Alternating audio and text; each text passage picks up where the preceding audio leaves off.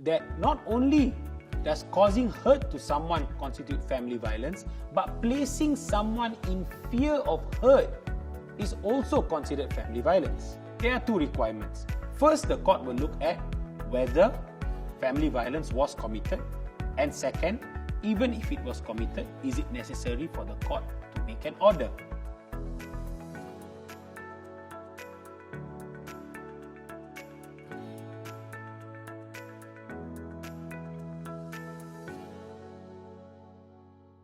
Today we are going to talk about what is a PPO and how to obtain it. To understand more about PPOs, the first thing we need to do is to go into the Act, the Women's Charter, Section 64. There it tells us what is family violence and who are family members.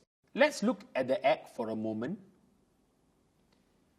You will see that not only does causing hurt to someone constitute family violence, but placing someone in fear of hurt is also considered family violence. Having understood this, we now move on to the second part.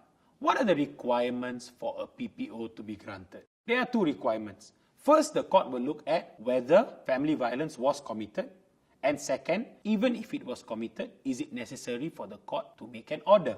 If you don't pass the first stage, it is a given, there will be no order. But if you have passed the first stage, if you have managed to show that family violence was committed, does it mean you will automatically get a PPO? The answer is no. Because sometimes the injury may not be serious. Here, we are not trivializing any forms of violence. All violence is detestable. However, we are talking about how the courts come to a decision. So some of the factors that the court look at is how serious are the injuries, whether it's one-off, any likelihood of further harm, are there kids in the picture. What you must note is that it's not black or white. The courts may grant a PPO for a one-off episode of violence if it is serious, involving fractures and so on and so forth. It's not a formula. You must really look at the facts. You must show evidence at the end of the day. Sometimes a PPO trial may drag on. Many a times it's a half-day trial. There are PPOs which we have seen where it drags on for 10 days, where there are multiple witnesses.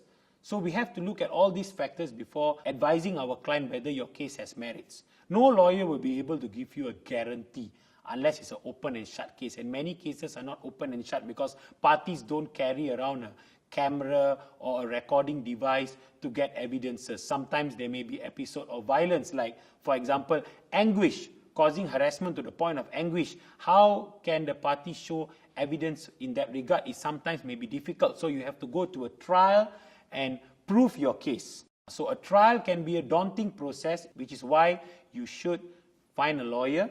You should seek legal advice at the very least before going to court to either obtain a PPO or to resist a PPO application. Thank you.